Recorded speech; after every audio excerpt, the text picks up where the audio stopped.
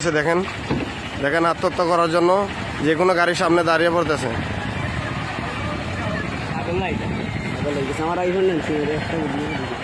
ফ্যামিলিগত যে কোনো সমস্যা হইতে পারে, আপনারা যে কোনো দৃষ্টিতে দেখতে পারেন। আমাদের কুলাউড়া বরখাবন রোডের মাঝখানে একজন আপু দেখেন আত্মহত্যা করার জন্য রাস্তা চলে আসছে। ওনাকে বললাম কি কারণে আপনি আত্মহত্যা করতে চাচ্ছেন। উনি বলতেছে যে আমার কোনো সমস্যা না, আমি মরে যেতে চাই, আমি আত্মহত্যা করতে চাই।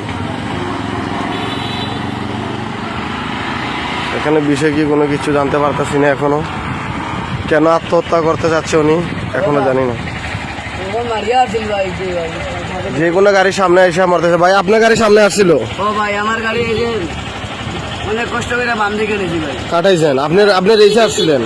না আমি অস্তেই আসছি ওনাকে দেখে। উনি যে কোনো গাড়ির সামনে হঠাৎ করে চলে আসতেছে, আবার ও বলছে যে ওকে যে কোনো গাড়ি আসতেছে রেসের মধ্যে, উনি গাড়ির সামনে এসে হাত দিয়ে দাঁড়িয়ে পড়তেছে আত্মহত্যা করার জন্য।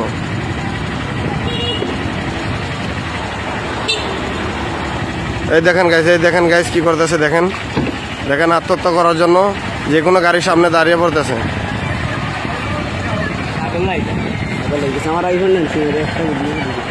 ফ্যামিলিগত যে কোনো সমস্যা হইতে পারে, আপনারা যে কোনো দৃষ্টিতে দেখতে পারেন।